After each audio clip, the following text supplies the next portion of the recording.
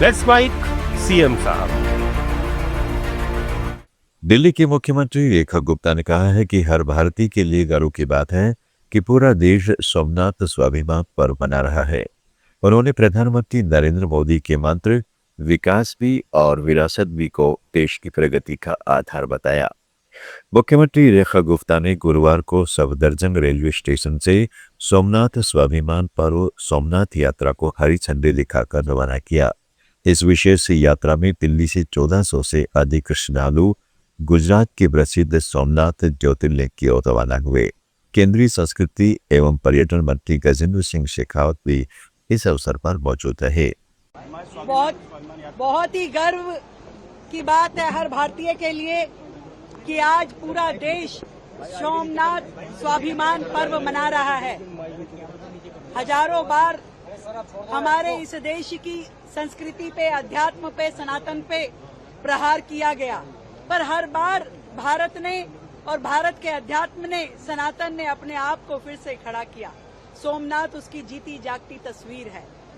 सैकड़ों बार वहां पर हमने देखा कि कैसे सोमनाथ जी के ऊपर प्रहार हुए, और आज जिस अपने वर्चस्व के साथ सोमनाथ जी का ये मंदिर हमारे बीच में विराजमान है, वो हम सब भारतीयों के लिए सम्मान का सूचक है।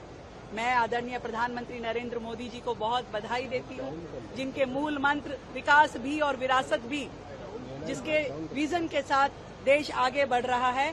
तो ऐसे हमारी सांस्कृतिक धरोहर को, हमारे अध्यात्म को, सनातन को बचाने का काम, उसे सजाने और संवारने का काम भी प्रधानमंत्री जी कर रहे हैं, और बहुत ही आधुनिक तकनीक के साथ देश को आगे बढ़ाने का काम, उसके विकास का भी काम कर रहे हैं। हम सब भारतवासियों की ओर से प्रभु महादेव के चरणों में बहुत बहुत नमन है। पूरा देश इसको बहुत ही श्रद्धा के साथ देख रहा है और उसे मना रहा है। मध्य प्रदेश के मुख्यमंत्री डॉक्टर मोहन यादव ने कोनो नेशनल पार्क में प्रोजेक्ट जीता के तहत एक महत्वपूर्ण कदम उठाते हुए बोत्सवाना से लाई गई 2 मादा चीतों को खुले जंगल में छोड़ दिया है। श्योपुर जिले के कोनो नेशनल पार्क में मुख्यमंत्री ने क्वारंटीन पाड़े से इन दोनों मादा चीतों को कोनो नदी के समीप स्थित क्षेत्र में मुक्त किया। इस मौके पर उन्होंने कहा, मध्य प्रदेश ने इतिहास में एक नया अध्याय लिख दिया है। आज कोनो नेशनल पार्क में हमने बोत्सवाना से लाई गई 2 मादा चीतों को उनके प्राकृतिक आवास में छोड़ा है, जिससे हमने प्रकृति के साथ सह अस्तित्व की भावना को साकार किया है। नया इतिहास बनाया है। आज पालनपुर कूनो में हमने बोत्सवाना के द्वारा लाए गए चीते में 2 मादा चीतों को छोड़ करके खुले जंगल में, खुले वातावरण में प्राकृतिक के साथ सह-अस्तित्व के भावना को प्रकट करते हुए उनको छोड़ा है। मैं पालनपुर कूनो, श्योपुर जिले के और चंबल, मालवा के लोगों को बधाई देना चाहूँगा। लगभग 5000 किलोमीटर में अब इनका बसेरा हुआ है, और हमारे लिए और गौरव की बात है कि आज तक जिस भाव से इनको छोड़ा गया था, उस भाव से परिवार की तरह अब ये रहने लगे हैं, घुलने मिलने लगे हैं। हमारा चीता दौड़ते दौड़ते कब राजस्थान पहुंच जाता पता ही नहीं चलता है। मध्य प्रदेश भी चंबल के अंदर ग्वालियर, शिवपुरी, राजगढ़ अब कई इलाकों में अपनी दस्तक दे रहे हैं।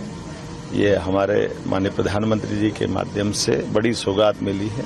माननीय भारत सरकार के वन मंत्री भूपेंद्र यादव जी को भी बधाई देना चाहूँगा।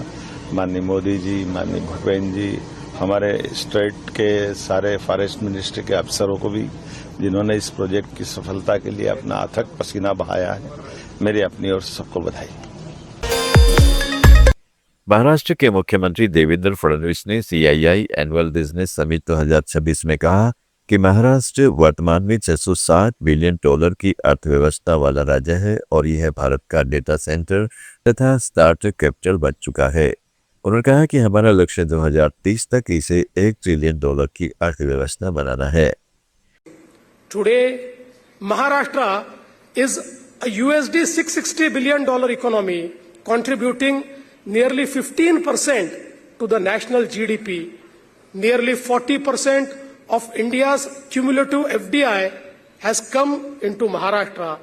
We account for over 1/5 of India's engineering exports. We are a data center and startup capital of India. Mumbai remains the financial, commercial an entertainment capital of India, but we are not here to celebrate what Maharashtra was. We are here to define what Maharashtra will become. Our vision is clear, a $1 trillion economy by 2030, and among the world's most significant regional economies by 2047. At Davos this year, Maharashtra attracted investment interests worth 30 lakh crores, and people often ask me, what explains this confidence? My answer is simple. Investors today are not looking only for incentives. They are looking for certainty. They are looking for governments that can think long term, decide quickly, and execute reliably. Goa के मुख्यमंत्री प्रमोद सावंत ने सोमनाथ स्वाभिमान पर्व के शुभारंभ पर कहा कि प्रधानमंत्री नरेंद्र मोदी के आह्वान पर पूरे देश में आज यह पर्व मनाया जा रहा है। उन्होंने कहा है कि प्रधानमंत्री नरेंद्र मोदी ने इस साल सोमनाथ के 75 साल पूरे होने के अवसर पर सोमनाथ पर्व मनाने का आह्वान किया। आज ये पर्व शुरू हो रहा है। गुजरात के सोमनाथ मंदिर में बहुत उत्साह के साथ कार्यक्रम हो रहा है। पूरे देश में इसका आयोजन भी हो रहा है। सभी जगहों पर मुख्यमंत्री और मंत्रियों ने जलाभिषेक किया। गोवा में आज 21 स्थानों पर कार्यक्रम आयोजित हुआ।